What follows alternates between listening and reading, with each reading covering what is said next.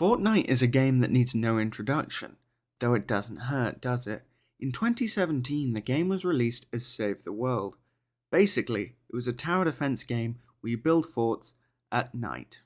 Then, Epic Games added the Battle Royale mode later in 2018, capitalizing on the popularity of PUBG at the time. What the fuck is you in? YouTubers, streamers, and scammers have made their careers on the game, and it was even referenced in Avengers Endgame. But if it's been around long enough for all of that, it begs the question, how has it stayed relevant over the nearly 6 years since it was released? And why is it still played by a large number of players each day? What keeps it from becoming a dead game? Updates to Fortnite are regular, with smaller updates usually occurring every 2 to 3 weeks or whenever Epic feels like it. This could be balance changes, unvaulting or vaulting weapons and items, bug fixes or new skins. These updates could make changes to the balance of the game so that players are not always using the same items each match. Larger updates to Fortnite, or seasons, bring new items and locations. With those changes, it brings a new way to play the game. This happens every 3 or so months. Some seasons are good, others bad, with the community fluctuating between loving it and hating it.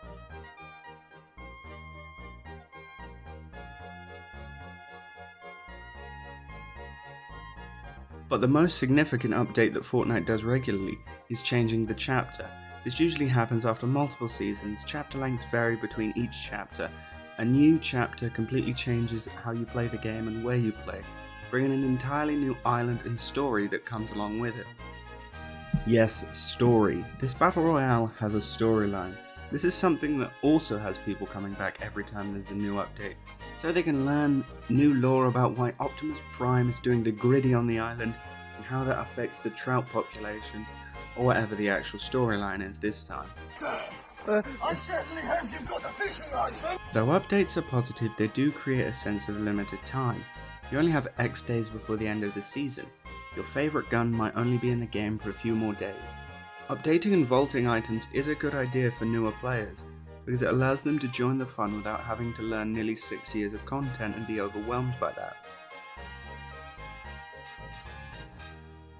Spider-Man, Darth Vader, Mr. Beast, whatever this is, that guy, and many more have been added to Fortnite in the past, and I believe that collaborations have a massive effect on the number of players coming to or back to the game. Not only do the updates bring new things, but the collabs can bring new franchises to the game, and therefore bring people interested in said franchise. Like with My Hero Academia, they've added 2 items into the Battle Royale that is themed around the show, with powers from 2 of their characters, but in the item shop they've also added quite a few skins from the show. But that doesn't mean that collaborations are solely good either. A lot of collaborations are limited time things. If one of your favourite franchises has a skin in the shop, you might buy it. But if there's a skin in the Battle Pass, you'd have to buy the entire Battle Pass for a single skin. A new thing that Fortnite has recently started doing is sometimes when there is a collab, they release a mini Battle Pass, which is around 1,000 V-Bucks and allows you to unlock things from the crossover franchise. Luckily, this isn't as egregious as it sounds, because you don't have to do that. There are free rewards, and if you don't get them, you can always buy them later in the item shop. Though, you might want to do that because you don't know when it is coming back. Which is what happened with the Star Wars mini Battle Pass a couple of months ago. They released all the skins and items you could get in the mini Battle Pass in the item shop.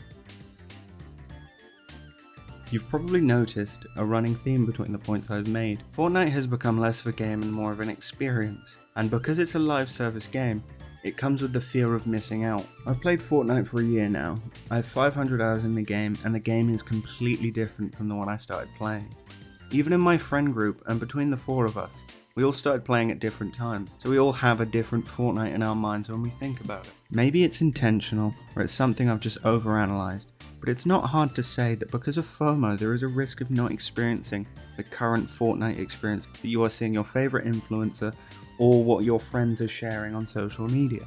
I have noticed that there are people who are saying that they only play the game because they don't want to miss out, and others who just don't care if they miss out. I have a friend who stopped buying the Battle Pass years ago, but he still plays the game because he likes it. I know that I have felt the feeling of, oh, I wish I played back then, although it isn't to have experienced the game, it was to get the skins that I could never receive again.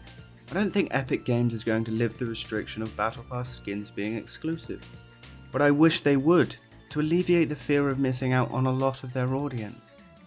If you were able to access older Battle Pass items, it would alleviate the fear of, oh, if I don't join this season, or if I don't grind, I won't get this stuff ever again. And that's just something that I don't like. So many companies want to feel like you're going to miss out, so you become a cash cow for them. And I don't like that there's the gaming industry trend of forcing players to grind for a skin or they will never see it again. I understand exclusive items, like pre-order exclusives, those are things that will always happen. But I don't think you should have exclusive items in a game that is supposed to be run forever.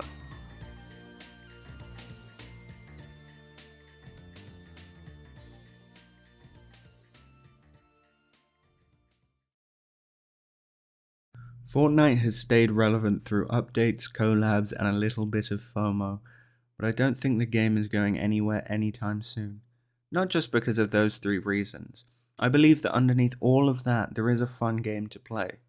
By yourself, with friends, in builds, no builds, battle royale, or whatever the game mode thought up by the community. Fortnite isn't going anywhere, but I want to see if it can remain relevant over the next few years.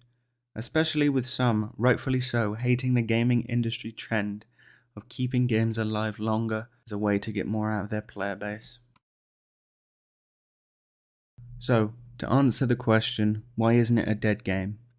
Basically, Epic Games is doing everything they can to keep their player base happy, whether through updates, collabs, or even using the live service model to keep them grinding for useless skins and items that will be lost as soon as the server goes down.